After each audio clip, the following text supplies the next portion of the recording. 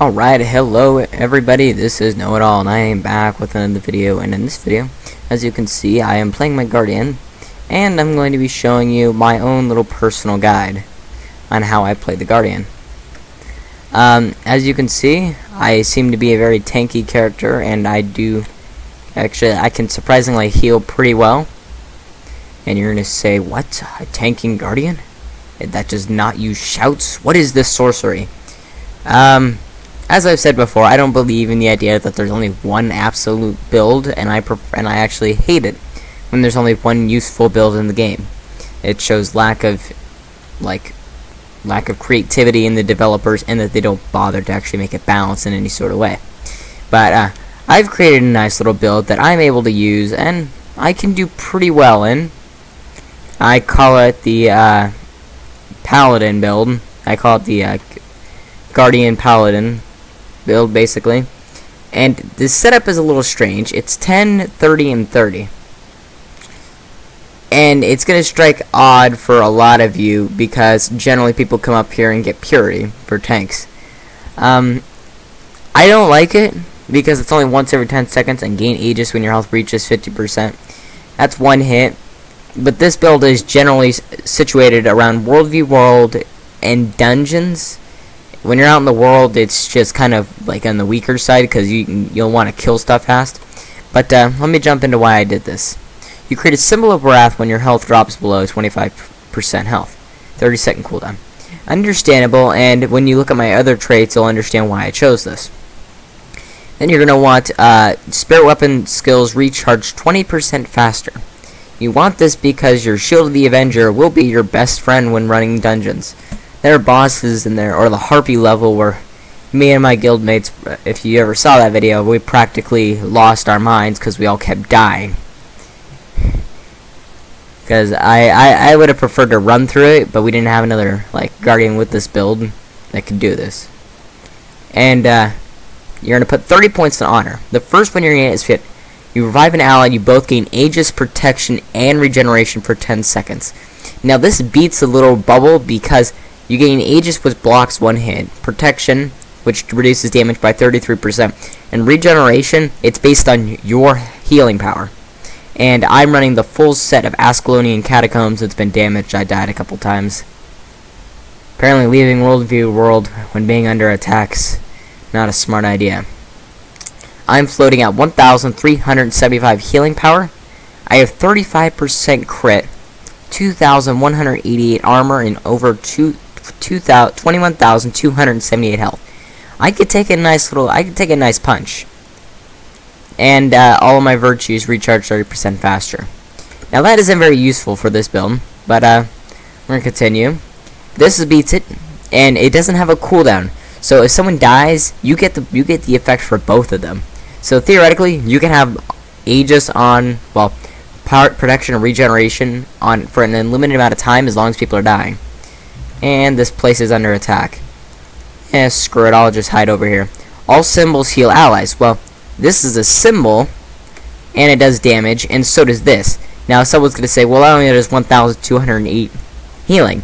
On top of the other half of that, so that's around 1,800 healing. That's really powerful, because it hits a lot of people around you. I use it when I'm about to bunker and I want to put up all my protection skills. I'll be like, drop the heal and get ready for basically all hell to break loose. The next one, I get nearby allies gain Virtue Resolve's passive effect. Now this is an extremely powerful ability because I'm regenerating everyone's health around me, about 178 health per basically tick. That's pretty strong. Not at this level, but when you have a lot of people around you, then everyone needs as much healing as they can get. Then I'm going to stop trying to fight when I can't see. The end of your dodge rolls heal nearby allies. That is super ridiculously strong. You're not going to believe me. I heal for about 1,500 or maybe it's 1,700 damage every roll. You get 2 rolls, and since I have a high crit build, right here, gain 5 seconds of vigor whenever you deliver a critical hit. It can only affect every 5 seconds. So I practically have unlimited vigor when I'm fighting. That's pretty good. deal more damage at low endurance. That's just kind of pointless. But I'm going to be dodging lots of heal people, so I'll be doing more damage. Then we got virtues. This I don't bother with. I don't like using my virtues. I like the passive effects better.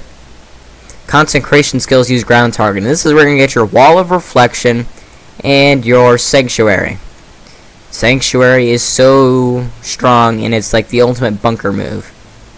You cannot be hurt unless they've got a beam like a mesmer laser from their greatsword. That's about it. Concentration skills recharge 20% faster and last longer. That's pretty good if I would say so myself, but that's just me. It's a 20%. It's either no, it's not a 20% increase. Yeah, it's a 20% increase roughly. This was originally 5 seconds. It gives it 6 seconds, but it also knocked off 24 sec. No, sorry. It was at 120. It was 44. Damn it, I can't do math right now. It's 24 seconds were knocked off here, and 8 seconds were knocked off here. You're not gonna think that's a lot, but as much as you'll be using these skills, it'll be extremely handy. Gain retaliation when you have an active virtue. When you activate a virtue, you're not gonna worry about that. You can activate this ability because it's not gonna be that important for you. Sorry, because it's just gonna do more damage and it affects everyone, which is pretty good. And then you got deal extra damage for each boon you have. Well, you'll practically always have your what do you call it? Vigor going, so you'll do more damage there, but you're not gonna get a whole lot from this. And then spirit weapons last 5%, 50% longer, because you're gonna want this shield to be up as much as you can to block range attacks. Now someone's gonna say you're not playing your build effectively. You're hindering yourself. I got 2 words for you. Shut up. Don't tell me how to play my class. I could play very well with this. I can do World v World dungeons. I can do extremely well. There's some of the builds that claim to be better, but the whole thing comes down to play style. I could throw any crap build together, and I can pretty much learn how to use it to about its extent. It's not difficult. You're all just using cookie cutter builds. Hate people like that. Next point is now I'm gonna stop complaining about them. I use the Mason Shield for defense with Sigil of the Water because they do get more healing, and the Staff with Sigil of Water because it gives me more healing.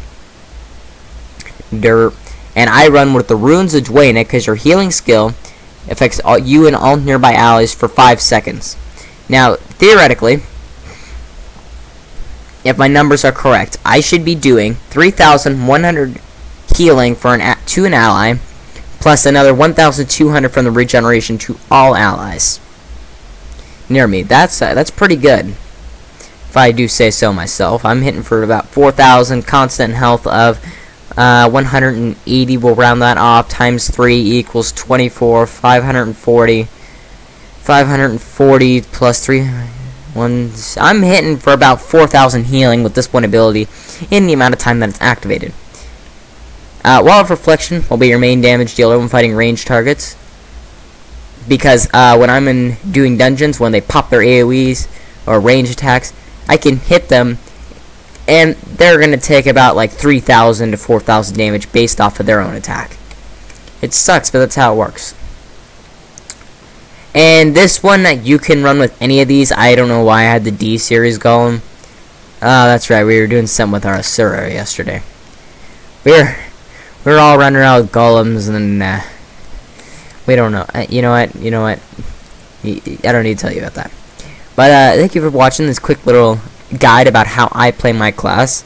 Now, as always, leave comments below, and stay tuned for the next video where I'll be showing you when to use the skills for their most effective use. Power? Strength? I don't know. You'll also be able to see this video. You'll see this video roughly today, about maybe 3, 4-ish. Depends if I ever get around to uploading it. But, thank you for watching, and stay tuned for the other videos. Check you later.